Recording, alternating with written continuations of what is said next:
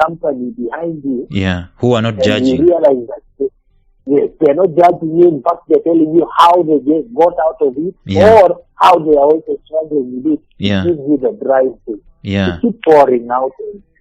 Because one aspect of manhood, by the way, is for us, we try to put our best foot forward, as if we are this pure, this holy, this white, this righteous, no blemish, no sin. And it's a facade at some point in time. And so when you find a group of guys who are able to just own it up and say, you guy. But for that to happen, the environment has got to be safe, isn't it? Completely. For us, we say what we say at the meeting, stays at the meeting. It is for us. You have those rules?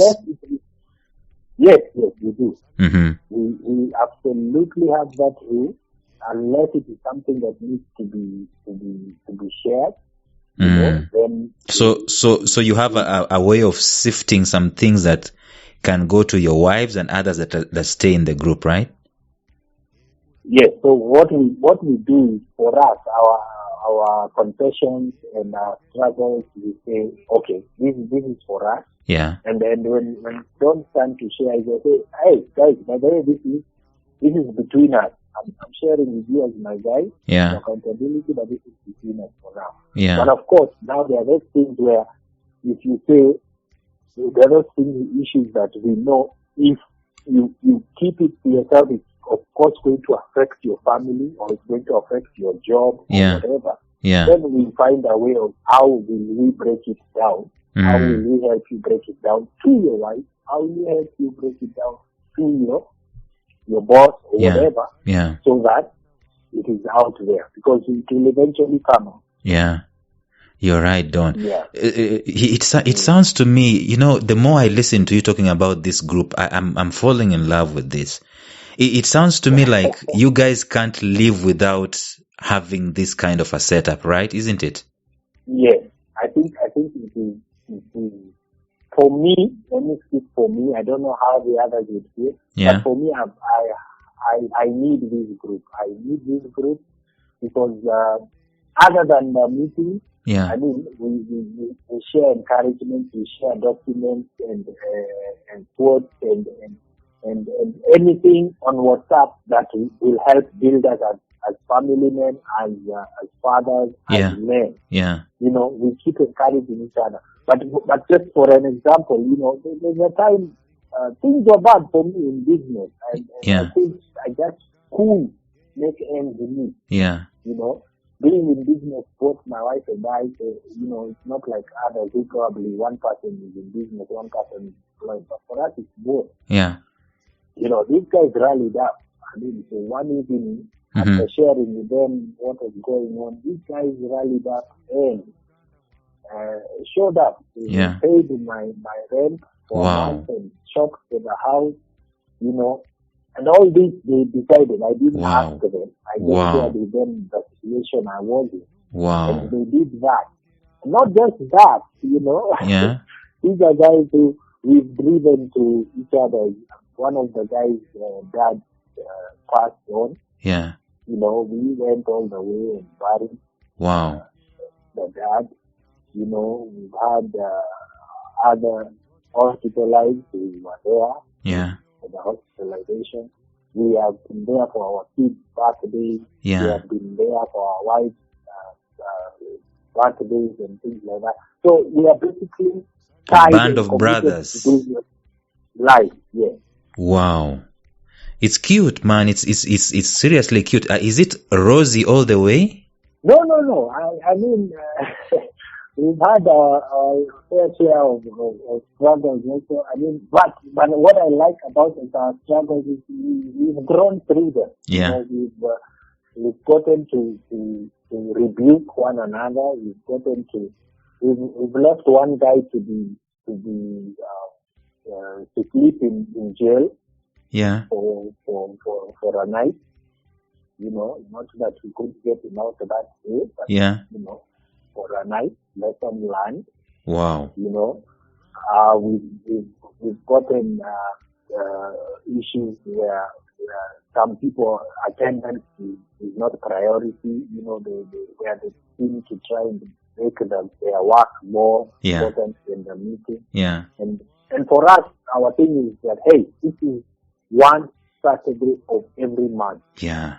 So what we push for is, hey, lock this on your calendar for the year. I mean, it is predetermined. It's not a surprise. Yeah. Yeah. Predetermined. Yeah. Lock it down. Let the wives know. Let the family know that on the second Saturday of every month, hey, I'm out for 2 hours, for 3 hours, whatever, and lock it out. So we've had those back and forth in terms of that. But we have grown out of it, and because of the core reason of the meeting is accountability. So I think having those bashes and back and fight, sometimes we know it is for the good. I mean, it is for us to grow into a certain rhythm of life as men. Yeah. So it won't be rosy, but of course the commitment is there. Yeah. So because first of all, we talked about vulnerability. You've got to accept that you've got to open up to a fellow man for this to work. And secondly, there's got to be a safe space, right? Where you guys are disciplined enough to keep things in the group, and things don't get out. Have you had situations where things have gotten out that were supposed to stay in the group? Not that I know of. Yeah. I think the only time we have gotten out is when we have intentionally decided. Out. Yeah. Yes. Okay. Intentionally said, hey, we are meeting at Lawrence's place. Yeah. We need to find out why he's not been showing up. So we intentionally show up at your place and question you. Yeah. You know. So that one might be open because it's not planned. Sometimes your wife might be around. Yeah. You know, but they don't know the content of the meeting, but they say, hey, the group showed up. Yeah. What's going on? So that would be up to the man to answer. Yeah. I'm thinking the women must be loving this, right? The women love it. Yeah. The women love it. I can speak for myself. My wife rejoices every time she hears I'm going for the meeting. Yeah. She knows I'll come back a refilled man. Yeah. She says, out of her words, she says, I come back full, joyful. Yeah. You know, I come back feeling good. So I'm sure they love it. Yeah. Although sometimes we get feedback, sometimes they wonder, okay, what are you guys? If this guy is acting like this, what are you guys really about? Yeah. Every now and then we may get such questions. Yeah. But okay to tell them, hey, we are doing life. Yeah. There are things we are working on, so not a speech. Okay. So Don, let me ask you this. Now that we've said this thing, and we know it's not so common to men in Africa, maybe men in the world, as compared to women. How do men go about setting up a group like you guys have? Do you have a name, by the way? Do you call your group a name? Yes. Yeah, I thought so. Our name actually, our name is Zakuta. Say that again? Zakuta. Zakuta. Z-A-L-U-T-A. Yeah. And Zakuta is an acronym. Comes from the word Za. Yeah. Comes from the Swahili word Zaburi. This is Psalm. Yeah. Ku is from the word Kumi, which is 10. Yeah. I mean, okay, Kumi na tano. Okay, 15. Kumi na tano, which is 15. Uh-huh. Psalm 15, which for us is our core verse. Yeah. We believe it is the version of the Samaritan woman, not Samaritan woman, it is the men's version of the, what's she called? The one the women are like compared to. In the Bible, it's a scripture, Psalm 15. No, now Psalm 15 is the man version for us. Oh, the Proverbs 31 woman. The Proverbs 31 woman, correct? Yeah, yeah. So we believe now that is the Proverbs 31 woman. That's the man version. Yeah. Of that. So that is our core scripture that we run with. So your core scripture is Psalm 15, 115 or Psalm 15? Psalm 15. Okay. That is interesting. Okay, cool. Yeah, it's the one that talks about who may dwell in your sanctuary, he who has clean hands. Correct. Who has a pure heart, who does not slander, his tongue does not slander. He lends money without interest, things like that. So that's what you guys do. Now that is our core verse. That is our goal.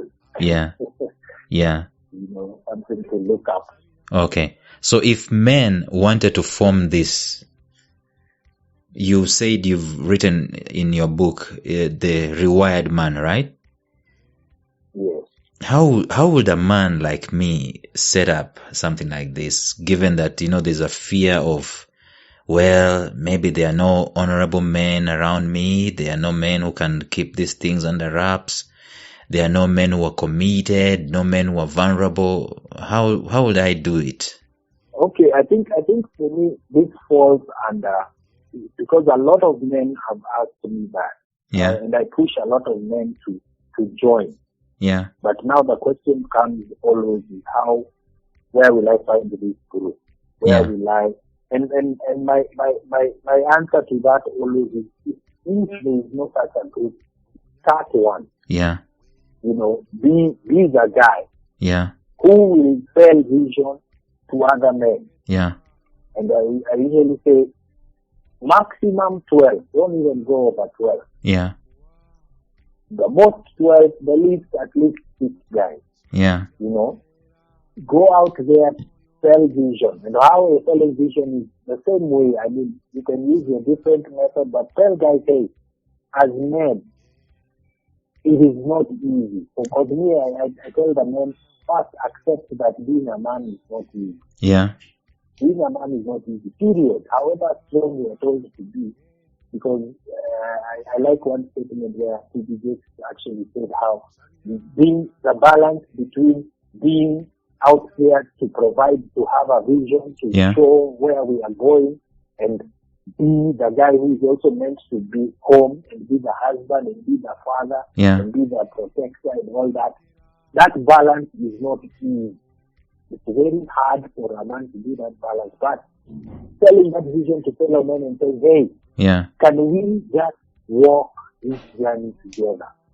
I mean, it is not a bashing session. It is not but can we just walk this thing together and encourage one another? Of course, it won't be a 2-day event that is done and then we say we are set, but it will be a commitment to say, hey, can we walk this journey together?